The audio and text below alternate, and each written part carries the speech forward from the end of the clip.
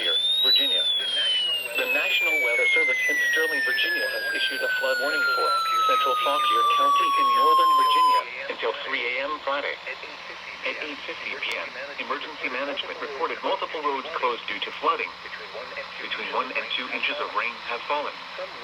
Some locations that may experience flooding include Warrenton, Bealton, New Baltimore, Noakesville, Opal, Remington, Catlett, Calvert, Midland, Casanova, Airlie, Auburn, Turnbull, Broken Hill, Madoville, Bristersburg, Orlean. Additional rainfall amounts of 0.5 to 1 inch are possible in the warned area. Turn around.